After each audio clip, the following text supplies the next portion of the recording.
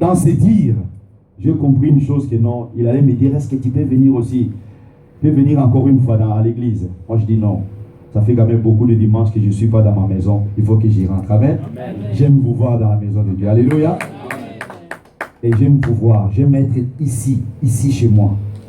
C'est chez moi, c'est chez toi, c'est chez nous. Amen. Amen. C'est comme tu quittes le travail. Moi, le pasteur Maxime, il sait comment nous on est au travail. Il y a des gens qu'on travaille, ils viennent avant au travail.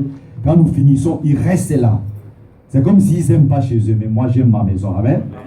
J'aime chez moi, j'aime quand j'ai fini. Vite fait, je prends mon sac, vite fait, je prends ma voiture, je rentre chez moi. Alléluia. Amen. Et ça, c'est l'amour de Dieu. C'est tout ici.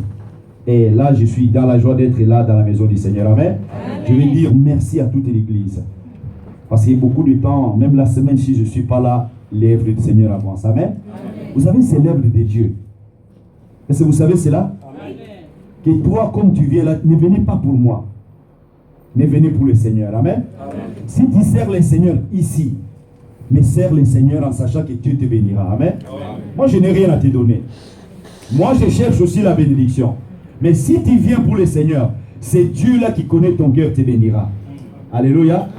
Amen. Vous savez une chose, moi je sais cela. Moi je sers Dieu partout, je sers. J'aime servir Dieu dans la crainte et dans les tremblements.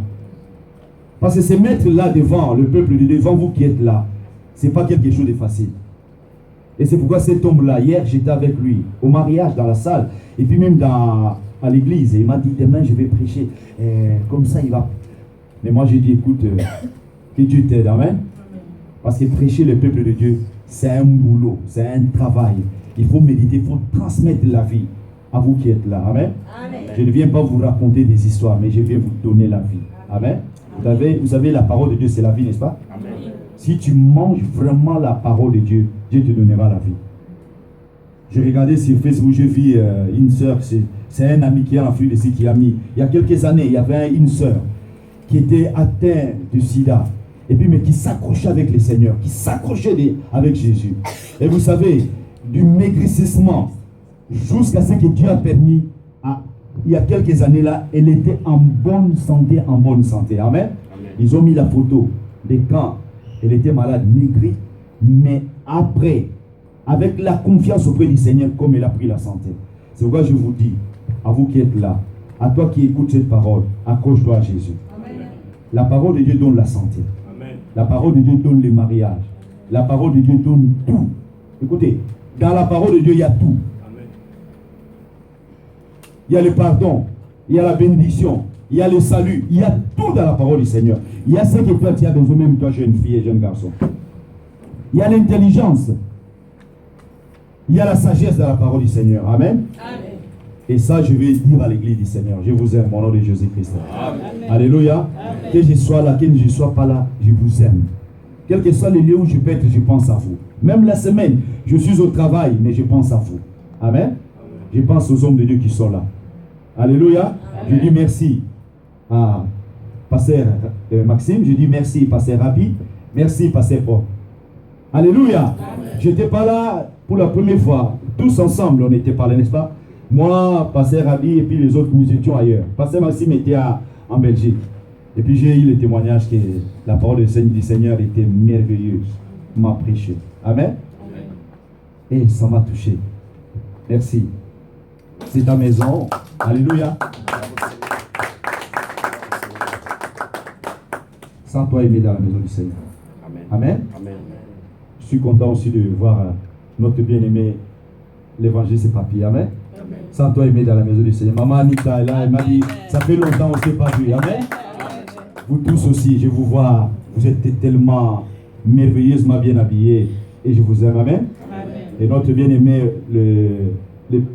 les maîtres du partenariat. Alléluia. Amen. Comme elle dit elle-même, tu dis quoi papa? Mouyombe Hacher. Alléluia. Amen. Alléluia. Amen.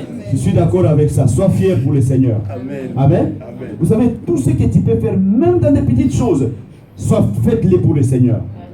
Moi, je suis fier de ce que moi je suis pour le Seigneur. Amen. Amen. Amen. C'est pourquoi je vous souhaite tous la bienvenue dans la maison du Seigneur. Amen. Alléluia. Amen.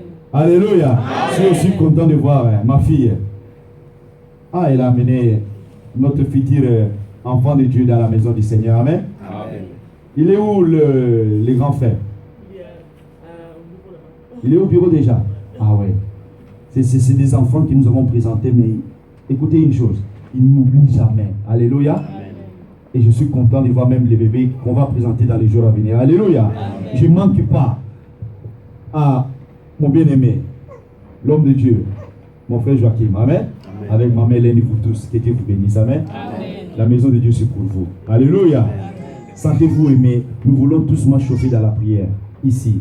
Et j'ai voulu vraiment, dans ce peu de temps, parce qu'on va commencer quelque chose. Peut-être aujourd'hui, puis on va le continuer dans les jours à venir. Mais j'ai voulu quand même exprimer ma reconnaissance à vous tous. Hein? Vous tous qui êtes enfants de Dieu.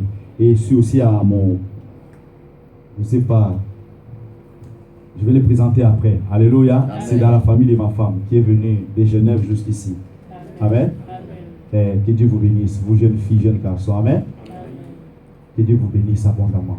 Et ce que nous allons parler, je vais parler aujourd'hui, je vais introduire aujourd'hui, c'est quelque chose que j'ai déjà prêché ici. Et quand je le lis, nous étions à Lyon, mais Dieu le mettait dans mon cœur.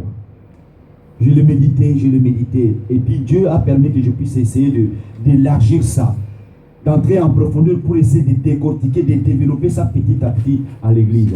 Quels que soient les temps que ça peut prendre, ou la durée de la prédication, mais je vais essayer d'aller doucement avec vous. Alléluia. Parce que des fois, nous lisons la parole du Seigneur, mais nous prenons ce qui nous plaît. Mais nous rejetons ce qui nous voyons que non, c'est pas ça, c'est pas pour moi. Des fois, peut-être, il y a passé des points. Mais j'essaye aujourd'hui, par la grâce du Seigneur, d'entrer dans cette parole avec vous. Alléluia. Dans le livre de Daniel. Amen. Livre de Daniel. Est-ce que vous connaissez Daniel? Si je dis Daniel, qu'est-ce que vous voulez me dire par rapport à Daniel? Qui peut me dire ce que Daniel lui dit dans ce livre de Daniel? Livre de Daniel. Qui peut... Je donne la parole. Papa, pas encore les hommes de Dieu. Je préfère l'église puisse dire quelque chose. Il y a les Bibles, maman Elisa est entrée. Ceux qui n'ont pas de Bible, il y a des Bibles là-bas. Si je dis Daniel, qu'est-ce que tu peux me donner comme référence, comme explication?